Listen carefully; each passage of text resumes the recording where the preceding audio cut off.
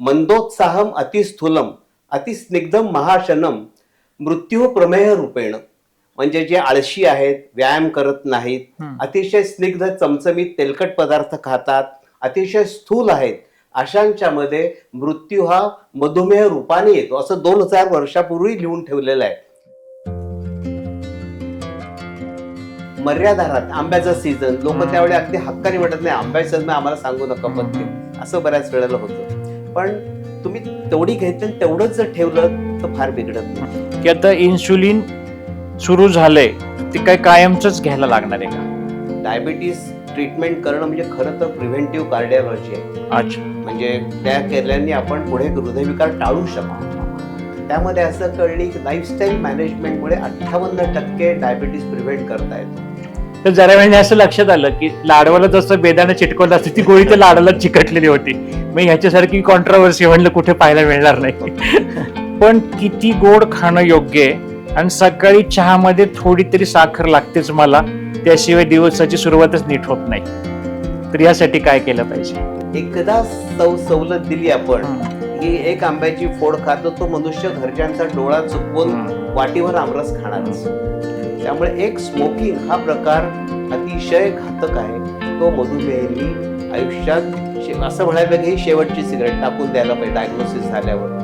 तुम्ही डायबिटिक आहात, बाहेर गेल्यावर कुणी पेढा हातावर ठेवला तर बॉम्ब ठेवल्यासारखे वागू नका म्हणले. त्या माणसाचा रिस्पेक्ट ठेवा, तुम्ही घ्या, पण त्याचं सारखं इश्यू करू नका. नाही नाही नाही मला डायबिटीस आहे. ते विष नाही. हा, ते विष नाही. फक्त त्याचं तुम्ही विष करू शकता जर समजा.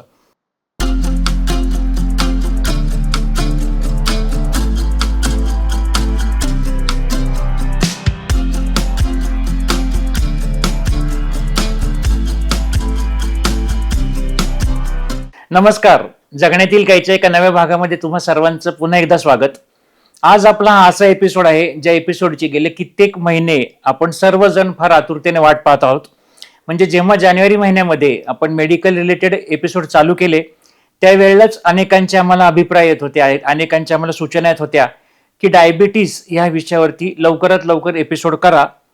असं म्हणण्यामागे कारण असं असतं की ज्या आजारांची आपल्याला कदाचित भीती असते, उत्सुकता असते, कुतूहल असतं, अज्ञान असतं, गैरसमज असतात, अशा अनेक गोष्टी असतात की ज्यामुळे आपल्याला त्या गोष्टीविषयी माहिती मिळावी असं मनापासून वाटत असतं.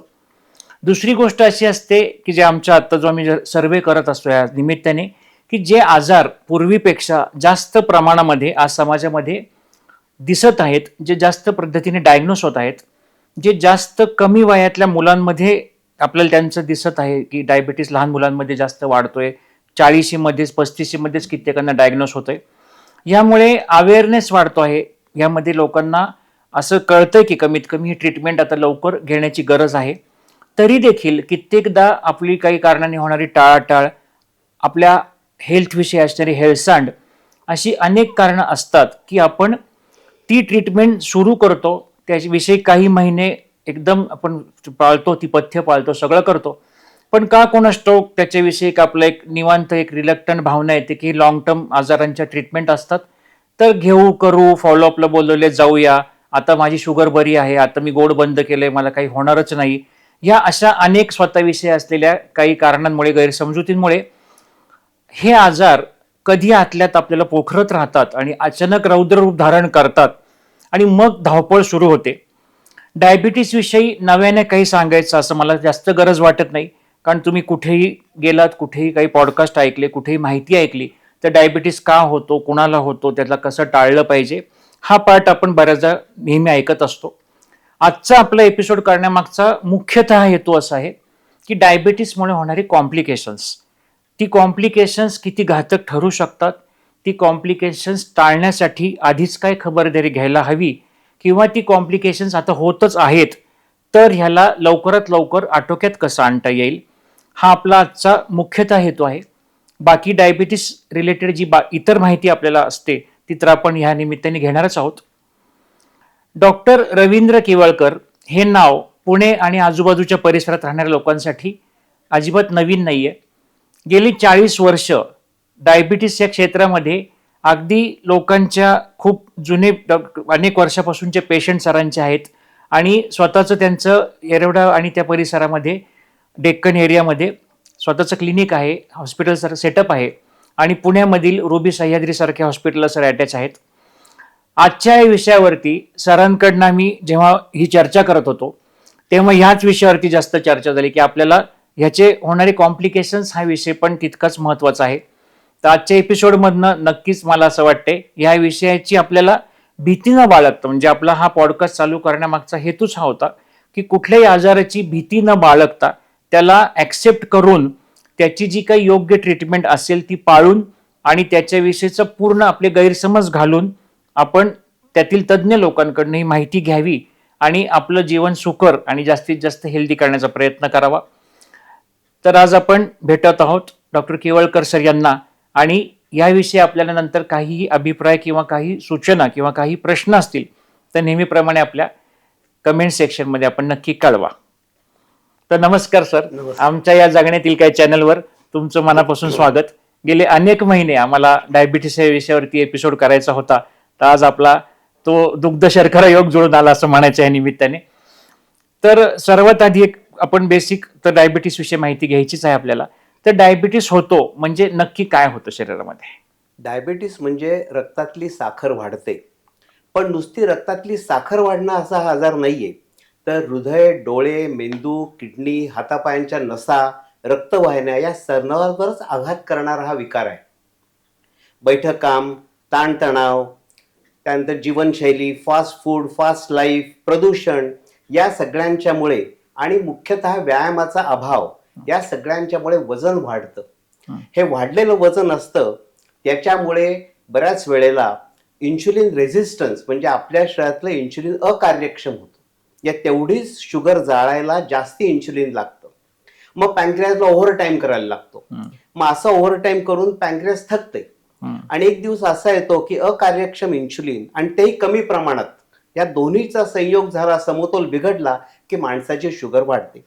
ही वाढलेली शुगर अनेक अवयवांवर परिणाम करते, म्हणजे हृदय, डोळे, मेंदू, किडनी आणि सध्याच्या काळात लिव्हरवर सुद्धा ह्याचा परिणाम दिसून येतो. पूर्वीच्याकडे फॅटी लिव्हर म्हटलं की लोक दुर्लक्ष करायचे, पण आता फॅटी लिव्हर हा याच एका इन्शुलिन रेझिस्टन्स सिंड्रोम याचाच एक भाग आहे आणि याचं खूप प्रमाण वाढलंय, त्यामुळे जी चर्चा जास्त होते. पण तुम्हाला सांगायचं म्हणजे चरक संहितेत म्हणजे ख्रिस्तपूर्व 2000 साली ह्याच्यावर लिहिलेलं आहे, मंदोत्साहम अतिस्थूलम अतिस्निग्धम महाशनम मृत्यू प्रमेय रूपेण. म्हणजे जे आळशी आहेत, व्यायाम करत नाहीत, अतिशय स्निग्ध चमचमीत तेलकट पदार्थ खातात, अतिशय स्थूल आहेत, अशांच्या मध्ये मृत्यू हा मधुमेह रूपाने येतो असं 2000 वर्षापूर्वी लिहून ठेवलेलं आहे. आणि आपण ते मध्ये सगळं विसरलो आणि तो सगळं आपली लाईफस्टाईल बदलली. पूर्वी माणूस सायकलवरनं कामाला जायचा, आता तो गाडीने जातो. म्हणजे कोपऱ्यावरनं सिगरेट आणायचा तो गाडी घेऊन जातो. जे करायला नको ते करतो आणि करायला हवं ते करत नाही. या सगळ्यांमुळे प्रमाण खूप वाढलेलं आहे.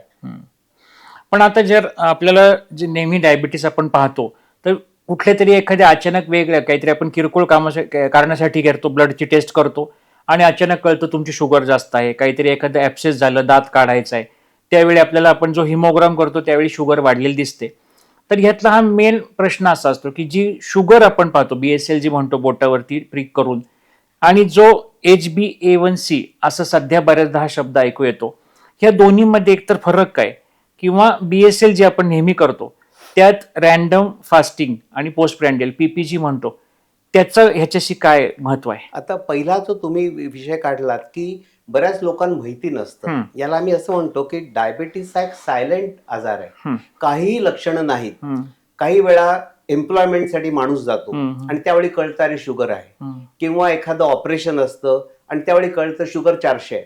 त्या माणसाला काहीही लक्षणं नसतात. खूप लोकांना हा प्रश्न असतो आणि त्यामुळे अचानक कळतं की शुगर एकदम वाढली आणि त्यामुळे माणूस प्रिकॉशन्स काहीच घेत नाहीत, वॉर्निंग सिग्नलच नाही. हा एक भाग झाला. मग अशा वेळेला जे तुम्ही म्हणालात की फास्टिंग PP, उपाशी पोटीची साखर 100च्या आत, जेवल्यावर 2 तासांनंतरची साखर 140च्या आत, हे झालं नॉर्मल. 126च्या पुढे फास्टिंग डायबिटीस, 200च्या पुढे BP डायबिटीस. आता मधला जो भाग आहे 100 ते 126 याला म्हणतो इम्पेअर्ड फास्टिंग ग्लुकोज. आणि 140 ते 200 याला म्हणतात इम्पेअर्ड ग्लुकोज टॉलरन्स. तर हे लोक आहेत, हे कुंपणावरचे आहेत. अच्छा. म्हणजे आज सुपात्यात उद्या जातात जाणार आहेत, अशा प्रकारचं त्यातला आपण प्री डायबिटीज जे म्हणतो ते आहे. आता ब्लड शुगर आणि HbA1c यात अशी तफावत काही वेळा असं आम्हाला सापड, एखादा माणूस असतो त्याची मेडिकल चेकअप असतो तर त्यावेळेस तो गोळी घेऊन जातो, ब्लड शुगर 100 पण HbA1c 9.5, कारण HbA1c गेले 3 महिन्याचं ॲव्हरेज असतं. ब्लड शुगर त्यावेळची असते, म्हणजे तुम्ही जर गोळ्या घेऊन असं काही पण हे प्रकार HbA1c टेस्ट करायला लोकांना शक्य होत नाहीत हल्ली. आणि HbA1c जे आहे ते साधारण 5.7 च्या आत असावं, म्हणजे नॉर्मल माणूस. 5.7 ते 6.4 याला म्हणतात प्री डायबिटीस. आणि 6.5 जर 2 वेळा आलं तर that is diagnostic of diabetes. Okay. तर अशा प्रकारे HbA1cचं गणित असतं. पण 2 वेळा आलं तर किती अंतरावरती? साधारणपणे 2-1 महिन्याच्या अंतरानंतर असं आलं तर अर्थात त्या माणसाची फास्टिंग पीपी करावी, त्यांनी कळतं. पोस्ट प्रँडियल शुगर बऱ्याच वेळा खूप येते, खूप लोक अशा 90 फास्टिंग पीपी 250, आणि पोस्ट प्रँडियल शुगर ही हृदयाच्या दृष्टीने घातक असते.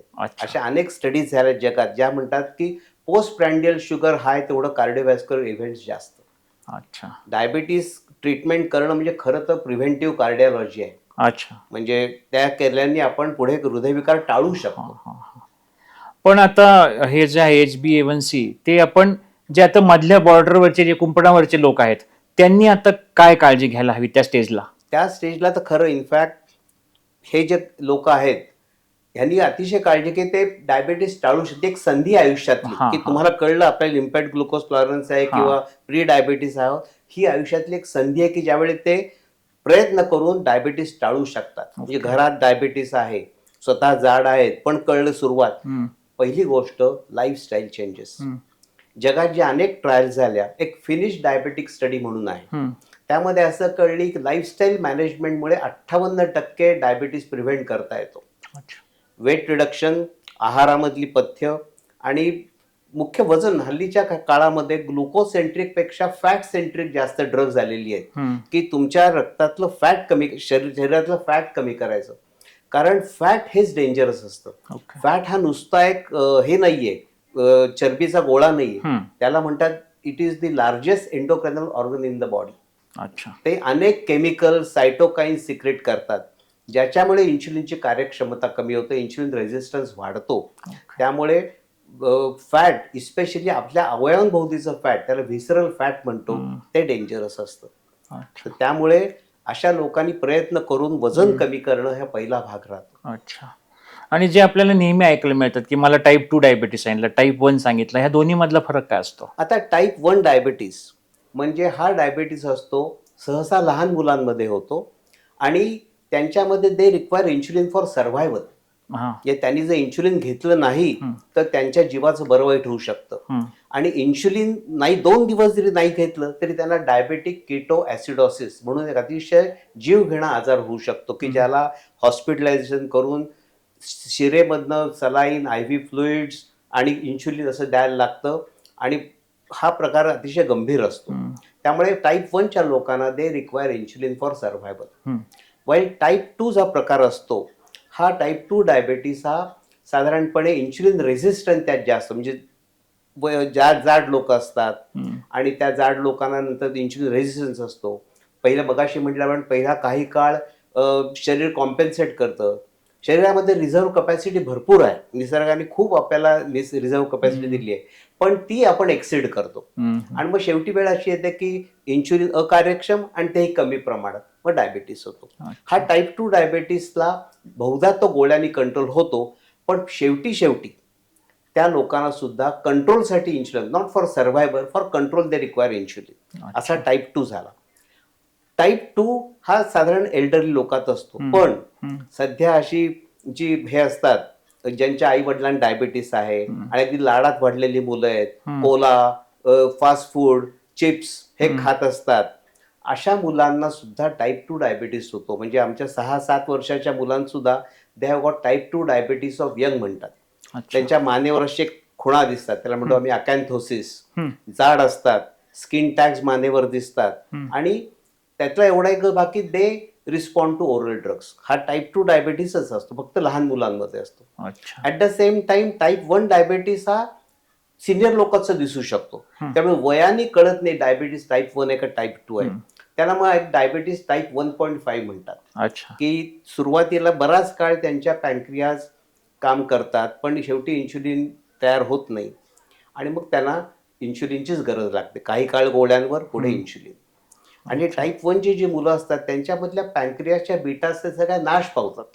त्याला एक भाग असतो, त्याला म्हणतात ऑटो इम्युनिटी. म्हणजे शरीरातीलच पेशी आपल्या शरीरातील पेशी विरुद्ध बंड पुकारतात, बीटा सेल विरुद्ध बंड पुकारतात आणि बीटा सेलला नामशेष करतात. त्यामुळे आपोआप खडखडाट होतो इन्शुलिनचा, दे गेट टाईप 1 डायबिटीस. असं त्यातला दुसरा भाग असतो.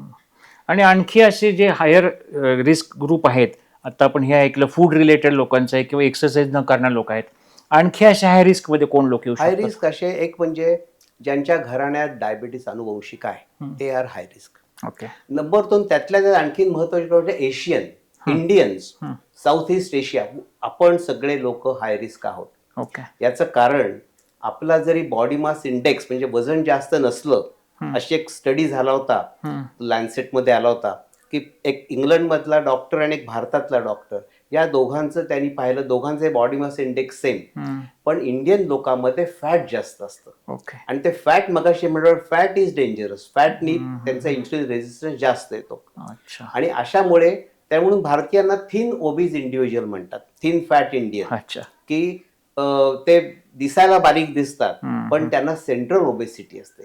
सेंट्रल ओबेसिटी म्हणजे तुमच्या पोटाभोवतीचं फॅट, व्हिसरल फॅट, हे पुन्हा डेंजरस असतं. ज्यांना बाळणपणात डायबिटीस झालाय, बरं, त्या बायकांना पुढे व्हायची शक्यता 5 वर्षात 50% बायकांना होऊ शकतो. अच्छा. त्यानंतर ज्यांना हायपरटेन्शन आहे, ज्यांना लिपिड ॲबनॉर्मॅलिटीज आहेत, ट्रायग्लिसराईड जास्त, HDL कमी, अशांना डायबिटीस होतं. आणि आणखीन सध्याचं एक म्हणजे फॅटी लिव्हर ज्यांना आहे, त्या फॅटी लिव्हर ह्याचा अर्थ अंगातलं इन्शुलिन काम नीट करत नाही, त्यांनाही पुढे डायबिटीस शक्यता आहे. त्यामुळे फॅटी लिव्हर, डायबिटीस आणि हार्ट डिसीज या सगळ्या गोष्टी एकाच गोष्टीच्या सगळे रिफ्लेक्शन्स आहेत. म्हणजे जनरली आता फॅटी लिव्हर तुम्ही सांगितल्यावर हा मुद्दा बऱ्याचदा क्लिअर झाला, कारण जनरली अल्कोहोल आणि फॅटी लिव्हर हा एकच विषय एकमेकांशी, ह्याला आता non alcoholic fatty liver disease म्हणतात. म्हणजे भारतामध्ये अल्कोहोलिक फॅटी लिव्हर पेक्षा नॉन अल्कोहोलिक फॅटी लिव्हर जास्त आहे. अच्छा. म्हणजे पूर्वीच्या काळी आपण लोकांना म्हणायचो कारण दारू घेत नाही, सिरोसिस कसा आला, त्याला मग इडिओपॅथिक सिरोसिस म्हणायचे. पण आता कळलं हा नॉन अल्कोहोलिक स्टियाटोहिपॅटायटिस, किंवा त्याला हल्ली नवीन नाव दिलंय metabolic dysfunction associated liver disease, fatty liver disease. कारण त्या लोकांना लिव्हर फॅट असतं, पण ट्रायग्लिसराईड तरी जास्त असतं, HDL तरी कमी असतं, ब्लड प्रेशर असतं, डायबिटीस असतो, वेट जास्त असतं, ओबेसिटी असते, वेस्ट सर्कम्फरन्स जास्त असतो. त्यामुळे मेटाबॉलिक सिंड्रोम आणि फॅटी लिव्हर हा सगळा एक प्रकार एकत्रच आहे सगळं. आता एक आमचे प्रेक्षकांचा हा प्रश्न आलेला आहे की डायबिटीससाठी योग्य आहार काय, हे तर आपण विचारूच्या, पण किती गोड खाणं योग्य आहे, आणि सकाळी चहामध्ये थोडी तरी साखर लागतेच मला, त्याशिवाय दिवसाची सुरुवातच नीट होत नाही, तर यासाठी काय केलं पाहिजे? नाही, आता अर्थात असं आहे की गोड अगदी विष असं काही नाहीये. तुम्ही चहामध्ये अर्धा चमचा साखर घेतली फार काही बिघडणार नाही, पण त्यातलं कसं असतं माणूस तिथे थांबत नाही. एक डायबिटीस आम्ही त्याला म्हणतो बिहेवियरल डिसीज आहे. त्याला सेंट्रल आपल्या मेंदूबंद सगळ्या इच्छा अपेक्षा भाडतात. मर्यादा राहत, आंब्याचा सीझन, लोक त्यावेळी अगदी हक्काने म्हणत नाही आंब्याचं सीझन आम्हाला सांगू नका पथ्य, असं बऱ्याच वेळेला होतं. पण तुम्ही तेवढी घेतली तेवढंच जर ठेवलं तर फार बिघडत नाही. कारण सकाळी उठल्यावर दिवसाची सुरुवात फक्त प्रमाण कमी पाहिजे. चहा कमी वेळा प्या, आणि प्रत्येक असे काही व्यावसायिक असतात त्यांच्याकडे प्रत्येक गिऱ्हाईकाला की चहा घेतात आणि तो गोडाचा चहा, तर तुम्ही एकतर विदाऊट शुगर घ्या किंवा कमी साखरेचा घ्या, कमी वेळा घ्या. अच्छा. त्यांनी शेवटी पोटामध्ये ग्लुकोज किंवा पिष्ट पदार्थ कमी जाणं महत्वाचं आहे. कॅलरी इंटेक हा एक कन्सेप्ट आहे. अच्छा. आणि मग त्यातला पुढचा मुख्य प्रश्न होता की डायबिटीससाठी योग्य आहार कसा असला पाहिजे? बरोबर, हा एक लोकांचं सगळं माहिती असतं तरी सुद्धा हा प्रश्न नेहमी विचार, कारण त्यांना काहीतरी थोडी सवलती हव्या असतात. तर मुख्य गोष्ट म्हणजे आम्ही त्याला म्हणतो की गोड पदार्थ, हे लाडू, पेढे, गुलाबजाम, बासुंदी, श्रीखंड, पुरणपोळी हे टाळावेत. थोडासा एखादा पोर्शन घेतला तर दुसरी तुमची अर्धी पोळी कमी करायची. अच्छा. एकाच वेळी सगळी पापं नाही करायची, हे खाल्लं तेही खाल्लं असं नाही. हम्म. आणि दुसरं म्हणजे आम्ही लो कार्बोहायड्रेट, लो फॅट, हम्म. हाय प्रोटीन डाएट, हम्म. भरपूर भाज्या आणि कोशिंबीर यांचा समावेश असावा. गाजर, काकडी, टोमॅटो, मुळा, बीट. हम्म. बीटचं लोकांना वाटतं गोड आहे, पण बीट तुम्ही खाल्लं तर फायबर त्यात आहे, Yes. आयर्न मिळतं. बरेच हल्ली पेशंट डायबेटिकचे, हार्ट फेल्युअरचे लोक, ॲनिमिया हा फार महत्वाचा भाग असतो, त्यामुळे त्यांनी तेवढं हे खायला काहीच हरकत नाही. फळांमध्ये जे सगळे गोड फळं आहेत ती टाळायची. त्याचं सुद्धा असं एक फ्रूट पोर्शन चालतो, पण एक फ्रूट पोर्शन म्हणजे एक ऍपल, एखादी आंब्याची फोड, अर्ध केळं, ते समजून घेऊन त्याप्रमाणे खाल्ला पाहिजे. अच्छा. म्हणजे मध्यंतरी आम्ही डॉक्टर जगदीश हिरेमठ सरांवर एपिसोड केला होता हार्ट डिसीज रिलेटेड. तर तेव्हा सरांनी सांगितलं की महिन्यात तुम्ही जर 100 जेवणं करत असताल तर त्यातली 20% जेवणं, 80% तुम्ही अशी करा आणि 20% बरोबर, तुमच्या जिभेसाठी अगदी करा. बरोबर आहे. पण ते जर हार्ट रिलेटेड किंवा ब्लड प्रेशर रिलेटेड असेल तर ही मुभा डायबिटीसला पण आहे का? आहे ना. तुम्ही काय करा की 7 दिवसात 14 जेवणं असतात. एखाद्या वेळे तुम्ही थोडंसं हे करू शकता. बरं. त्याला काय शेवटी कसं आहे की ओव्हरऑल सगळं सगळी कॉम्प्लिकेशन HbA1c ची असतात, which is of 3 months duration. तो 3 महिन्याचा ॲव्हरेज असतं. त्यामुळे एखाद्याने तुमचं फार बिघडत नाही. एखाद्या दिवशी थोडं खाण्यात आलं बिघडत नाही. पण तुम्हाला मगाशी म्हटल्याप्रमाणे हेच की एकदा सवलत दिली आपण, ही एक आंब्याची फोड खातो तो मनुष्य घरच्यांचा डोळा चुकवून वाटीभर आमरस खाणारच. तर तेवढं फक्त जर टाळलं, जर व्यवस्थित तुम्ही हे केलं तर काहीच त्यामध्ये प्रश्न नाही. कधीतरी, कारण शेवटी माणूस आहे, आपण काही सोशल आहोत, आपण अनेक फंक्शन्स असतात, बाहेर जायला लागतं, त्यावेळी थोडंसं, पण ते पोर्शन साईजच महत्वाचं आहे. मागे मी एकदा बऱ्याच वर्षापूर्वी डॉक्टर रमेश गोडबोले सरांच्या विषयावर बोलत होतो, तर तेव्हा त्यांनी असं वाक्य सांगितलं होतं की तुम्ही डायबिटिक आहात, बाहेर गेल्यावर कुणी पेढा हातावर ठेवला तर बॉम्ब ठेवल्यासारखे वागू नका म्हणले. त्या माणसाचा रिस्पेक्ट ठेवा, तुम्ही घ्या, पण त्याचं सारखं इश्यू करू नका. नाही नाही नाही, मला डायबिटीस आहे, डायबिटीस आहे. ते विष नाही. हा, ते विष नाही. फक्त त्याचं तुम्ही विष करू शकता जर समजा. किंवा दुसरा जो प्रसंग सांगितला तुम्ही, एका वेळी सगळी पापं करू नका, तर मी एकदा एका घरामध्ये तो प्रसंग मला आठवला की ते डायबिटिक आजोबा होते आणि त्या दिवशी तो काहीतरी सण होता आणि लाडू ताटात वाढले होते आणि त्यांना त्यांची शुगरची गोळी पण त्या आजीने हातात दिली आणि त्यानंतर ते आम्ही पाहिलं नाही, पण ती शुगरची गोळी शोधत होते की जेवताना खायची विसरली. तर जरा वेळाने असं लक्षात आलं की लाडवाला जसं बेदाणं चिटकवलं असतं ती गोळी तर लाडाला चिकटलेली होती. मग ह्याच्यासारखी कॉन्ट्रोवर्सी म्हणलं कुठे पाहायला मिळणार नाही. तर तोही प्रकार असतो. तर आता आपण ह्याच्या मूळ मुद्द्याकडे जाऊया की आता आपलं डायग्नोसिस झालं, त्यासाठीचा काळजी काय घ्यायची झालं, ट्रीटमेंट ही कशी सुरू केली जाते? पहिली गोष्ट डाएट, एक्सरसाइज आणि ड्रग्स. ओरल ड्रग्सनी भागलं काम तर ठीक आहे, नाही तर इन्शुलिन. आता डाएट, एक्सरसाइज हे सांगणं खूप सोपं आहे. Very easy to advise, very difficult to follow. खूप लोक ते कानाडोळा करतात, त्यामुळे ते इतकं लाईफस्टाईल मॅनेजमेंट हा प्रकार लोकांना एवढा जमत नाही किंवा तो जास्त टिकत नाही. आम्ही दररोज पाहतो ना की जिम मध्ये 1 तारखेला प्रचंड गर्दी, 1 जानेवारी प्रचंड गर्दी होते आणि 17-18 जानेवारी पासून पुन्हा मोकळे व्हायला लागतात. लोक फक्त येऊन पैसे भरतात आणि जातात. ते फॉलो करणं फार अवघड असतं. पण मग ड्रग्स, तर ह्याच्यामध्ये असं असतं की औषधं पुष्कळ छान आलेली आहेत. काही औषध निवडताना मी काय करतो की पेशंट ते औषध इफेक्टिव्ह पाहिजे, ते सेफ पाहिजे, साईड इफेक्ट्स नकोत जास्ती. ते औषध हल्ली नवीन कायद्याप्रमाणे ते औषध हार्टला काही अपाय करत नाही ना, कार्डिओव्हॅस्क्युलर सेफ्टी बघायला लागतं. त्याला म्हणतात CVOT ट्रायल, कार्डिओव्हॅस्क्युलर आउटकम ट्रायल्स. त्या प्रत्येक औषधाची घ्यायला लागतात. लिव्हरला चांगलं पाहिजे, किडनीला चांगलं पाहिजे. आणि आता नवीन कन्सेप्ट असं की ते नुसतं चांगलं नको, सेफ नको, ते बेनिफिटही झालं पाहिजे. आणि सुदैवाने अशी औषधं सध्या आलेली आहेत. त्याचे फार म्हणजे सध्याच्या काळातली डायबिटीस ट्रीटमेंट अतिशय आमूलाग्र बदलली आहे. म्हणजे आता पूर्वीचं साधं सल्फोन्युरिया म्हणून औषध होतं, म्हणजे ग्लायबेनक्लमाइड, ग्लिमिपेराइड. आम्ही जेवढे स्टुडंट होतो त्यावेळी एक क्लोरप्रोपामाइड म्हणून औषध होतं. ते इतकं स्ट्रॉंग होतं की त्याच्यामुळे लोकांना हायपोग्लायसेमिया जो व्हायचा तो 3-3 दिवस आम्ही त्यांना IV ग्लुकोज दिलेला आहे. पण ती औषधं सध्या बंद, त्याच्यापेक्षा चांगले डेरिव्हेटिव्ह आले. सध्याचे ग्लिमिपेराइड आणि ग्लायक्लाझाइड म्हणून औषधं आहेत. आम्ही त्याला मॉडर्न सल्फोन्युरिया म्हणतो. त्यामुळे जुन्या सल्फोन्युरियाचे जे साईड इफेक्ट्स होते, वेट गेन, हायपोग्लायसेमिया, ते यात होत नाहीत. हं. हा त्याचा एक फायदा आहे की औषध चांगली इफेक्टिव्ह आहेत, मुख्य स्वस्त आहेत. अच्छा. आपल्याला औषध कसं पाहिजे, आखूड शेंगी बहुगुणी लाथही मारायला नको, चांगलं दूधही द्यायला पाहिजे, अशा प्रकारचं औषध हवं. तर हे नक्कीच औषध पॉकेट फ्रेंडली म्हणते असं आहे. ओके. आणि सुरुवातीच्या काळात अतिशय छान कंट्रोल होतो. त्याचा प्रॉब्लेम एवढा असतो, काही काळाने हे औषध उपयोगी होत नाही. बर. त्याला म्हणतात सेकंडरी फेल्युअर, कारण बीटा सेल्सवर काम करतं. बीटा सेल्स तुमच्या हळूहळू संपतात, नाश पावतात. मग अशा वेळी त्याचा उपयोग होत नाही. अच्छा. मेटफॉर्मिन जे औषध आहे ते अतिशय उत्तम आहे. जगातल्या सर्व गाईडलाईन्समध्ये डाएट, एक्सरसाइज आणि नेक्स्ट मेटफॉर्मिन असतं. अच्छा. स्वस्त मस्त. फक्त त्याचे प्रॉब्लेम, त्याचे थोडे गॅस्ट्रोइंटेस्टिनल साईड इफेक्ट्स, नॉशिया, व्हॉमिटिंग, पोट गडबड होणं, गॅस होणं, अशा त्याचे साईड इफेक्ट्स असतात.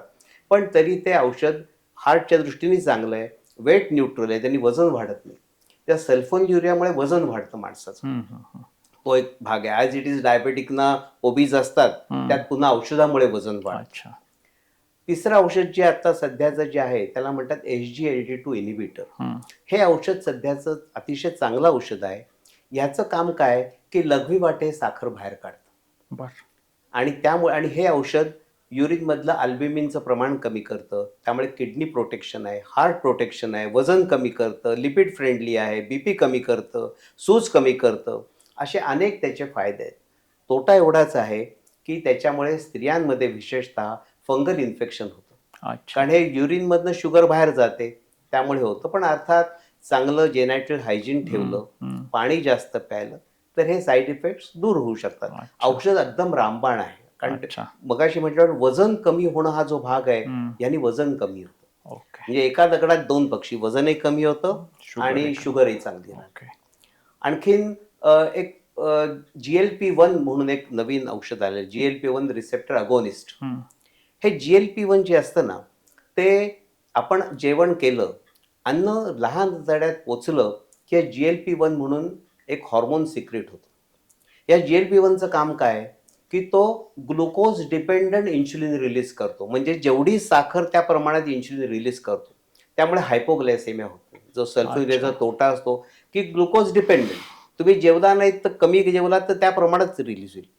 इन्शुलिनचा जो शत्रू, त्याला ग्लुकॅगॉन म्हणतात, तो हॉर्मोनला तो सप्रेस करतो. अच्छा. आणि सगळ्यात महत्त्वाचे, आपण म्हणतो डायबिटीस हा बिहेव्हिअरल डिसीज आहे, तर सेंट्रल ॲक्शन असते त्याची. मेंदूमध्ये आपलं जे सटायटी सेंटर असतं त्याला ते शांत करतं. अच्छा. आणि त्यामुळे सेंट्रल ॲक्शनमुळे भूक कमी होते, भूक मंदावते. त्यामुळे थोडा त्याचा साईड इफेक्ट नॉशिया आहे. पण आम्ही नेहमी सुरुवात लहान डोसनी करतो, हळू डोस वाढवत नेतो. यांनी चांगलं वजन कमी होतं. जे सध्याचं जे औषध आलंय त्यांनी तर म्हणतात 20% वेट लॉस होऊ शकतो. आणि इनफॅक्ट काही नॉन डायबेटिक माणसांसुद्धा ते दिलं तरी त्याच्या ट्रायल्स चालू आहेत. त्याला म्हणतात की ओबेसिटी नसताना फक्त ओबेसिटीसाठी औषध, असं त्याचं नवीन हे आहे. फक्त जे कॉस्ट आता हाताबाहेर आहे सामान्य माणसाच्या, पण सगळे औषधं पुढे हळूहळू स्वस्त होतात. पेटंट गेलं की स्वस्त होतात. आता खास आमच्या काही प्रेक्षकांचे हे प्रश्न आहेत ज्यांना स्वतः डायबिटीसचे विषयी असे त्यांना पेशंट आहेत स्वतः, की आता इन्शुलिन सुरू झालंय तर ते काय कायमच घ्यायला लागणार आहे का? हे अर्ध सत्य आहे. इन्शुलिन तुम्ही सुरू केलं, टाईप 1 डायबेटिक त्यांना कायम घ्यायला लागणार. बऱ्याच वेळा बिचारे आई वडील आणि लहानसा 5-6 वर्षाचा मुलगा हे येतात, त्यावेळी आम्हाला एक वाईट वाटतं. पण शेवटी कटू सत्य सायन्स सांगायला पाहिजे की बाबा नाही, ह्याला लाईफ लॉंग इन्शुलिन लागणार. बरोबर. त्यात प्रश्न नाही. बाकी जे लोक असतात, समजा एखादा पेशंट असेल, सर्जरी त्याची आहे, किंवा त्या पेशंटची म्हणजे कॅटरॅक्ट किंवा अशा काही सर्जरी, तेवढं तात्पुरतं त्याला इन्शुलिन मोठ्या सर्जरी लागतं आणि त्यानंतर मग परत तो गोळ्यांवर येऊ शकतो. अशा प्रकारे कायमच लागेल असं नाही. अच्छा. प्रेग्नन्सीमध्ये इन्शुलिन द्यायला लागतं. प्रेग्नन्सीमध्ये कुठल्याही गोळ्या न देता फक्त इन्शुलिन लागतं. पण प्रेग्नन्सी झाल्यावर जर त्यांना डायबिटीस तसं चालू राहिला तर गोळ्या देता येतात. अच्छा. फक्त पुढची त्यांना सांगायला लागतं की पुन्हा प्रेग्नन्सीच्या वेळी आधी सांगा, कन्सेप्शनच्या आधी. पुढचा एक प्रेक्षकांचा प्रश्न असे की इतक्या गोळ्या चालू आहेत, आता आमच्या किडनीची वाटच लागणार आहे का? हा प्रश्न खरोखर खूप लोक विचारतात. हा. म्हणजे आता असा आहे प्रश्न की मधुमेह लोकांना खूप गोळ्या लागतात. कारण 2-3 गोळ्या शुगर कमी करणाऱ्या, त्या लोकांना बरोबर रक्तदाब असतोच, रक्तदाबाच्या गोळ्या, एखादं व्हिटॅमिन डी, कॅल्शियम, B12 हे त्यांना असतं. कारण बऱ्याच औषधांच्यामुळे अंगातलं B12ची लेव्हल कमी होते, त्यामुळे त्यांना ते सप्लिमेंट लागतं. कोलेस्ट्रॉलची गोळी सर्व 40 ते 70 वयाच्या डायबेटिकना लिपिड प्रोफाईल नॉर्मल असला तरी द्यावी लागते. त्यामुळे गोळ्या खूप होतात. पण ह्या प्रत्येक गोळी ही त्यांच्या फायद्यासाठी दिलेली आहे. या गोळ्या सगळ्या पूर्ण ट्रायल्स करून प्रूव्ह झाल्या की त्या इनफॅक्ट या गोळ्या घेऊन रक्तदाब नीट ठेवला, शुगर नीट ठेवली, कोलेस्ट्रॉल नीट ठेवलं तर तुझी पुढची हृदयाची आजाराची शक्यता कमी होणार आहे. आणि हल्ली आहे नव्या गोळ्यात आता म्हटल्याप्रमाणे SGLT2 इनिबिटर, GLP-1 जे आल्या आहेत, त्या गोळ्या नुसती शुगर कमी करत नाहीत, त्या किडनीला बेनिफिशियल आहेत, हार्टला बेनिफिशियल आहेत, लिव्हरमधलं फॅट बाहेर काढतात. त्यामुळे ह्या सगळ्या गोळ्या अल्टिमेटली फायदेशीर आहेत. खूप लोक असे आहेत, आम्हाला आमच्या शेजारी डॉक्टरने फक्त एकच गोळी, तुम्ही एवढ्या गोळ्या दिल्या, आम्ही कशाला आलो तुमच्याकडे. याचं कारण आम्ही 5 वर्षांतर त्या पेशंटकडे बघत असतो की 5 वर्षांत त्याला हे होऊ नये, त्याच्या किडनीज नीट राहाव्यात, हार्ट नीट राहावं. अप्रोच सध्याचा ग्लुकोसेंट्रिक राहिला नाही. पहिल्यांदा असं होतं काही वर्षापूर्वी फक्त शुगर कमी करा, आता तो ऑर्गन सेंट्रिक झाला. आम्ही त्याला म्हणतो कार्डिओ, रिनल, मेटाबॉलिक अशा सगळ्या गोष्टींचं एकत्र बघायला पाहिजे. Managing diabetes is comprehensive treatment, नुसती शुगर महत्वाची नाही. आता एक जणांचा त्याच्यासाठी पॉझिटिव्ह त्यांनी विचारली शंका अशी की व्यायाम किती करावा आणि वेट लॉस आणि फॅट लॉस ह्या दोन गोष्टींचं काय आहे रेफरन्स? व्यायाम हा साधारणपणे WHO ने सांगितलंय 30 मिनिट दिवसाला, असं 5 दिवस 150 मिनिटाचा व्यायाम हवा. पण हा व्यायाम कार्डिओव्हॅस्क्युलर सेफ्टीसाठी आहे. डायबेटिक माणसांनी 60 मिनिटं रोज व्यायाम करावा. आता व्यायामामध्ये एरोबिक पाहिजे, त्यानंतर रेझिस्टन्स ट्रेनिंग जास्त महत्वाचं आहे. कारण 75% शुगर आपले मसल्स वापरतात. त्यामुळे लॉंग मसल्स पायाचे म्हणजे क्वाड्रिसेप्स, हॅमस्ट्रिंग्स किंवा मांडीचे मसल, दंडाचे मसल, हे मोठे मसल्सचा व्यायाम झाला पाहिजे. म्हणजे त्यातनं तुमची 75% ग्लुकोज वापरलं जाईल. त्यामुळे हा एक महत्वाचा रेझिस्टन्स ट्रेनिंग महत्वाचं आहे. बाकी योगा, प्राणायाम, रिलॅक्सेशन हे एक्सरसाइज करा, पण नुसतं टीव्ही वर समोर बसून तुम्ही जर प्राणायाम केला तर तो काही पुरेसा व्यायाम होत नाही. हृदयाच्या हेल्थसाठी एरोबिक पाहिजे, म्हणजे running, walking, jogging, cycling, swimming आणि रेझिस्टन्स ट्रेनिंग पाहिजे. या सगळ्या गोष्टी पाहिजेत. आणि नियमित 1 तासभर तरी केला पाहिजे. म्हणजे तुम्हाला 24 तासामध्ये 1 तास काढता आला नाही तर मग 23 तास तुम्ही जे करता ते महत्वाचंच नाही. तर वेट लॉस पाहिजेच, पण फॅट लॉस जास्त महत्वाचं आहे. म्हणून काही जी औषधं आहेत ती काय करतात तर तुमचं फॅट कमी करतात आणि ते फार महत्वाचं आहे. काही काही नवी तर औषधं आहेत ती तर जवळजवळ 20% तुमचं फॅट कमी करतात. थोडं लीन मास कमी होतच, पण तरी सुद्धा फॅट जाणं जास्त महत्वाचं. तर आता आपण त्याचं डायग्नोसिस, त्याच्यावरती गोळ्या औषधं काय घ्यायची आणि त्याच्यावरती व्यायाम, डाएट हे सगळं पाहिलं. आता जो आपल्या एपिसोडचा मेन हेतू होता की कॉम्प्लिकेशन्स या विषयावरती आपण चर्चा करणार आहोत. तर एकतर ही कॉम्प्लिकेशन्स याविषयी लोक अनभिज्ञ असतात, बऱ्याचदा असं जाणवतं. केअरलेस असतात, हा एक दुसरा पार्ट आहे. आणि तिसरी गोष्ट गैरसमज असतात, हा एक त्यातला महत्वाचा मुद्दा आहे, जेव्हा असं आपण बऱ्याचदा OPD मध्ये पाहतो. तर ह्या गोष्टीला पण जेव्हा तुम्ही डॉक्टर म्हणून एक पेशंट आज पहिल्यांदा डायग्नोज झालाय, तर त्या दिवशी ह्या गोष्टींची जाणीव पेशंटला देणं गरजेचं असतं की तो आधीच त्या डायग्नोसिसमुळे खचला असेल कदाचित. तर ह्या आणखी कॉम्प्लिकेशनच्या भीतीने तो आणखीच खचून जाण्याची शक्यता आहे का त्यांनी पहिल्या दिवशीपासूनच सावध राहून भविष्य आपलं सुकर करावं? पेशंटला त्या सगळ्याविषयी माहिती देणं फार महत्वाचं आहे. आणि असे काही पेशंट आहेत की ॲट डायग्नोसिस ऑलरेडी कित्येक पेशंट ICUत पहिल्यांदा हार्ट अटॅक आला म्हणून ऍडमिट होतात, तिथे कळतं शुगर जास्त आहे. त्यामुळे हा एक भाग झालाच. काही लोक किडनीच्या आजाराने ऍडमिट होतात, मग कळतं डायबिटीस आहे. त्यामुळे हा एक प्रकार झाला. पण पहिल्या वेळी निदान झाल्यावर आम्ही सगळ्या तपासण्या करतो आणि बघतो ऑलरेडी काही प्रॉब्लेम आहे का. तो असेल तर मग त्याचं सगळं हे करायला लागतं, पण नसेल तर उलट छान तो लवकर माणूस सापडलाय की ह्याच्यासाठी दृष्टीने पुढच्या गोष्टी टाळायला, मग त्याला गोष्टी सांगायला लागतात.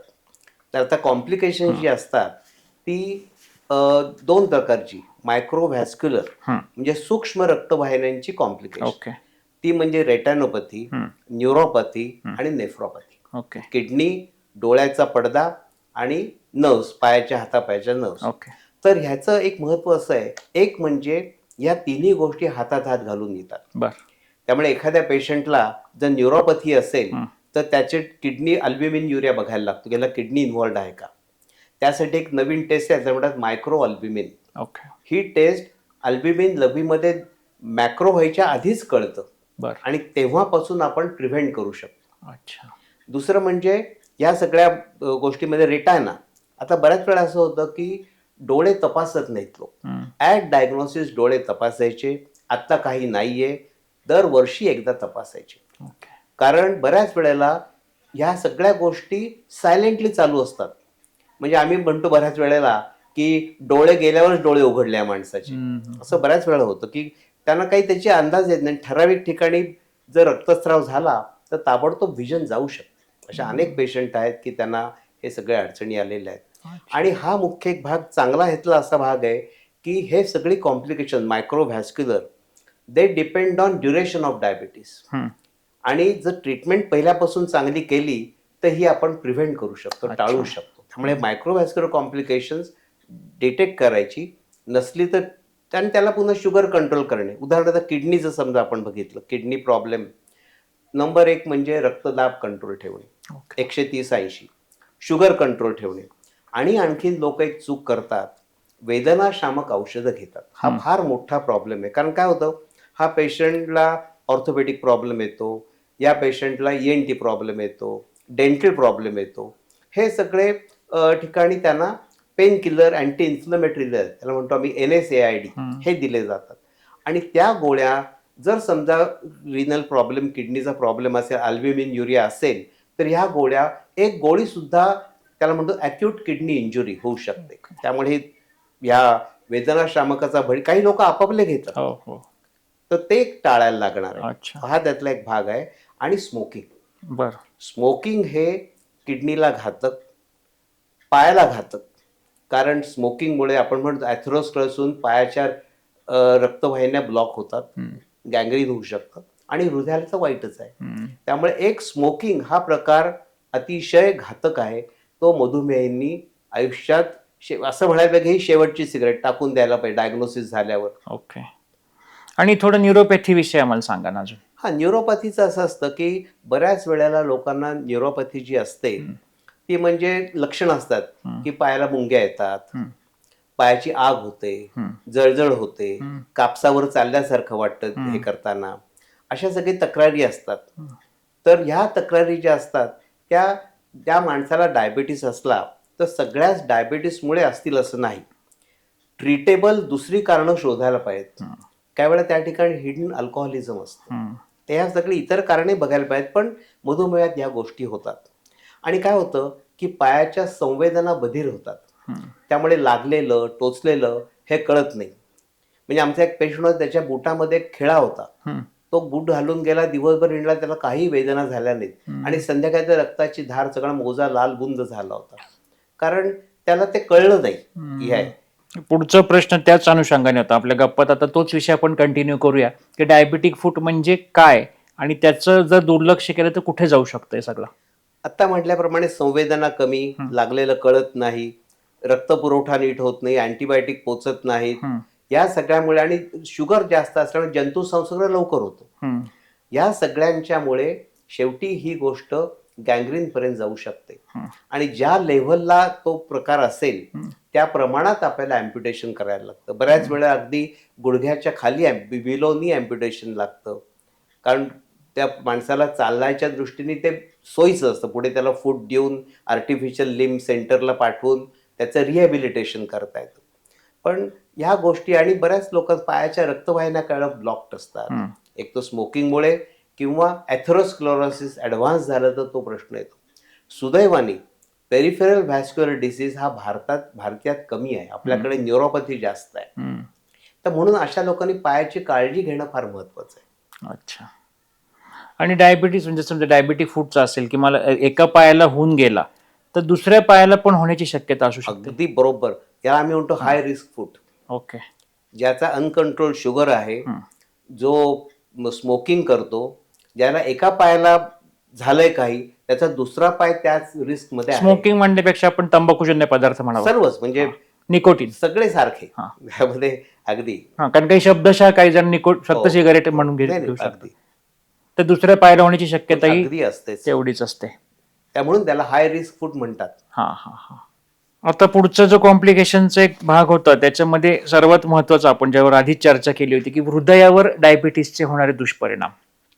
आता असं म्हणजे माझं एक नेहमीचं वाक्य आहे की रक्तदाब आणि मधुमेह हे मेहून जोडीने येतं आणि हृदयविकाराची अक्षत देऊन जातं. ओके. या दोन्ही गोष्टी नेहमी बरोबर असतात. बऱ्याच डायबेटिकना ब्लड प्रेशर असतंच आणि ह्यामध्ये असा भाग असतो की मधुमेहामध्ये खरं स्त्री पुरुष समानता असते.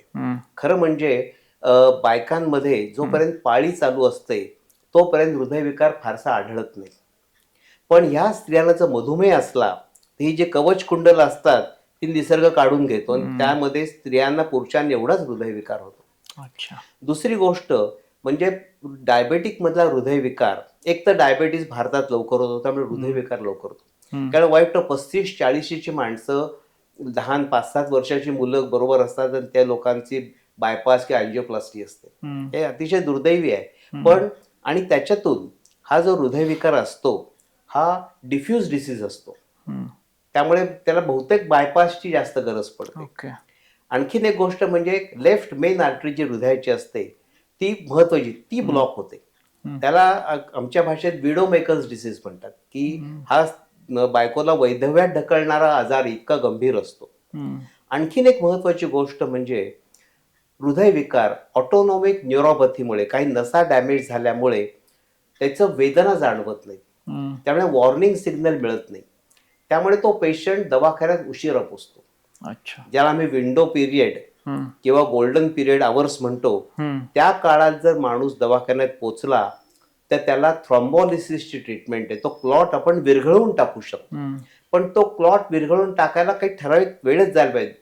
ती माणसं पोचत नाहीत. म्हणजे वेदनेची संवेदनाच लवकर होत नाही त्यामुळे कळत नाही. त्यामुळे कित्येक लोकांना सांगितलं त्यांना आश्चर्य, हो मला अटॅक येऊन गेला, त्यांना कळत नाही. ईसीजी दाखवतोय सगळं अशा प्रकारे. म्हणजे जो सायलेंट किलर म्हणतात तसा. अगदी. आमचा एक पेशंट तर स्वतः चालत शिशूत गेला पेपर घेऊन. तर म्हणलं कोण पेशंट? तर म्हणलं मीच.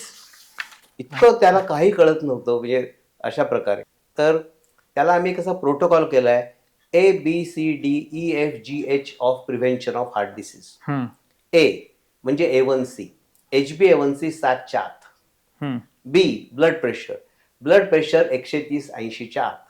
आता या दोन्हीला डाएट, एक्सरसाइज, वेट रिडक्शन आणि औषध हे सगळ्याच गोष्टी दोन्हीला कॉमन आहेत. सी कोलेस्ट्रॉल, LDL कोलेस्ट्रॉल 100च्या आत साध्या माणसाला, डायबिटीज 70च्या आत आणि ज्याची प्लास्टिक बायपास 50च्या आत. हल्ली हे सगळे आकडे कमी कमी होत चाललेत कारण त्याचे फायदे दिसलेत. So LDL cholesterol. D diet, मगाशी म्हटल्याप्रमाणे diet high protein, low carb, भरपूर व्हेजिटेबल्स ह्या गोष्टी असाव्यात. ई एक्सरसाइज, कमीत कमी तासभर रोज exercise, resistance exercise, aerobic exercise हा पाहिजे. एफ त्या माणसाला फ्रेंड्स हवेत, फॅमिली हवी. बऱ्याच वेळेला जे एकाकी आहेत अशा लोकांच्या मध्ये हृदयविकार जास्त आढळतो. तुम्हाला शेअर करायला माणसं, मित्रमंडळी पाहिजेत, जवळचे पाहिजेत. पुढचं जी म्हणजे गॉड किंवा गुरु. आता ही गुरु तुमची बायकोच असू शकते. आणि एच म्हणजे सेन्स ऑफ ह्युमर पाहिजे. ह्युमर असला की बरीचशी गोष्टी लोकांच्या कमी होतात. पुरेशी झोप पाहिजे, शांत झोप पाहिजे. त्यासाठी दिवसभर तुम्ही चांगलं आचरण ठेवलं पाहिजे. आणि सगळ्यात महत्वाचं आपण म्हणतो ना की चित्ती असो द्यावे समाधान, हे महत्वाचं. कारण शेवटी किती मिळवावं याला काही एंड नाही. कारण बहुतेक जे अम्बिशियस लोक असतात, ए पर्सनॅलिटी, त्या लोक ह्याचे बळी होतात. ओके. जो आपण मग हा विषय मगाशी खरं राहायला बोलताना की स्ट्रेस हा फॅक्टर तितकाच घातक आहे का इतर आजाराने एवढाच? स्ट्रेसमुळे गोष्ट काय की हार्ट रेट वाढतो, ब्लड प्रेशर वाढतं. मग ह्या सगळ्या गोष्टी परिणाम करतात. स्ट्रेसमुळे शुगर वाढते, ॲड्रिनालिन, नॉर्डेन हॉर्मोनमुळे. हे सगळे स्ट्रेसच्या काळात आपल्याला शरीराला काय हवं असतं, बीपी पाहिजे, हार्ट रेट पाहिजे किंवा शुगर वाढली पाहिजे, ह्या सगळ्या गोष्टी त्या स्ट्रेसमुळे होतात. राईट. आणि ताण तणाव घेऊन तुम्ही कायम राहिलात तर त्या लेवल्स कायम वर राहतात. त्यामुळे स्ट्रेस हा फार मोठा भाग आहेच. ओके. तर आता आपण ह्याच्या शेवटाकडे जेव्हा येतोय, त्यातले काही प्रश्न आहेत आपले आहेत, त्यातलं एकांनी विचारलंय की डायबिटीस टाळता येईल का? नक्कीच, नक्कीच. यावर खूप छान ट्रायल झाल्यात. एक फिनिश डायबेटिक स्टडी, त्यामध्ये असं कळलं की 58% लोक, हाय रिस्क लोक टाळू शकतात बाय लाईफस्टाईल मॉडिफिकेशन. त्यामध्येच असं आलं की मेटफॉर्मिननी 35%, पण लाईफस्टाईलने 58% टाळले गेले. So that is more important. एक डायबेटीस प्रिव्हेन्शन ट्रायल आहे, त्यामध्ये DPP, त्यातही दिसलं की डायबेटीस टाळता येऊ शकतो. चांगलं वेट कमी केलं, व्यायाम केला, आहाराची काळजी घेतली तर डायबेटीस नक्की टाळता येतो. आणि तो जो आहे प्रकार, तो ह्या प्री डायबेटिक लोकांना एक ती संधी असते डायबेटीस टाळायची. ऍटलिस्ट ते पुढे ढकलू शकतात. राईट. तर आपल्या बऱ्याच शंकांची, सगळ्याच शंकांची म्हणतील अशी उत्तरं मिळाली. तर आता याच्या शेवटाचाच हा एक प्रश्न आहे की टेक अवे मेसेज म्हणून यातनं आपल्याला काय घेता येईल?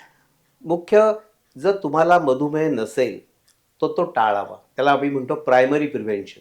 होऊच नाही म्हणून काय करायचं, तर आहार, विहार, व्यायाम या गोष्टी, वजन आटोक्यात ठेवायचं, आपल्या उंचीला योग्य असं वजन कॅल्क्युलेट करायचं आणि त्याप्रमाणे वजन आपण आटोक्यात ठेवायचं. बॉडी मास इंडेक्स हा साधारणपणे भारतीयांमध्ये 23 पाहिजे. परदेशी लोकांमध्ये 25 म्हणतात, पण भारतीयांना तेवढ्याच बॉडी मास इंडेक्सला खूप फॅट असतं आणि फॅट शुगर करण्यातला पहिला नंबर एक काम करतात. दुसरं म्हणजे असं म्हणतात, वॉक मोर इट लेस. कमी खा.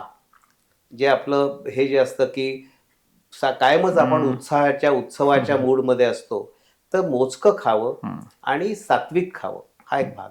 पुरेशी झोप पाहिजे. धूम्रपान नको, मद्यपान नको. सिगरेट तर हृदय, मेंदू, किडनी आणि पाय ह्या सगळ्यांनाच वाईट आहे. आणखीन या सगळ्या गोष्टी पाळायच्या आणि समाधानी आनंदात राहायचं, तर ह्या सगळ्या गोष्टी आपण टाळू शकतो. सेकंडरी प्रिव्हेन्शन, ज्या लोकांना ऑलरेडी मधुमेह आहे त्यांनी आपलं हार्ट, किडनी ह्याचे आजार होऊ नयेत म्हणून त्या काळजी घ्यायची. आणि टर्शरी, ज्यांना ऑलरेडी डायबिटीस आहे, कॉम्प्लिकेशन्स आहेत, त्यांनी सिम्पटम्स कमी कशी होतील, पुढे प्रोग्रेस कसं होऊ नये, हार्टचा प्रॉब्लेम, हार्ट फेल्युअर होऊ नये, किडनीचा असेल तर शेवटी डायलिसिसची वेळ येऊ नये, अशा सगळ्या ज्या, किंवा पायाचा प्रॉब्लेम असेल तर न्यूरोपॅथी असेल तर अँप्युटेशनची वेळ येऊ नये, या सगळ्या गोष्टी. त्यामुळे प्रायमरी प्रिव्हेन्शन सगळ्यात छान, सेकंडरी प्रिव्हेन्शन कॉम्प्लिकेशन टाळणे, टर्शरी त्रास टाळणे, सिम्पटम्स टाळणे, शेवटी अगदी वेदना कमी होणं हेच महत्वाचं राहतं. बरोबर आहे. तर खूपच छान, आपल्या त्या सर्व गप्पांमधनं खूप साध्या सोप्या भाषेमध्ये तुम्ही आम्हाला हे सर्व सांगितलं. म्हणजे तुम्ही जरी आम्हाला ABCD सांगितलं असेल तरी मला वाटतं आम्हाला A to Z माहिती यातनं बरे डायबिटीसच्या आजाराविषयी मिळाली आहे. आणि ह्याच्यामधून आता आमच्या प्रेक्षकांचा असं एक नेहमीचा पॅटर्न असतो की बरेच ह्याच्यावरती शंका, प्रश्न येतात, तर ते आम्ही नक्कीच तुमच्यापर्यंत पोहोचू आणि त्याच्यावरती आम्ही पुन्हा ह्या सर्व प्रश्नांची उत्तरं देण्याचा प्रयत्न करू. आज तुम्ही इथे आलात आणि आमच्या चॅनलवर ह्या विषयावर आपण बोललो, तर आमच्या सर्व टीमतर्फे तुमच्या मनापासून धन्यवाद. थँक्यू. मलाही फार छान वाटलं. थँक्स.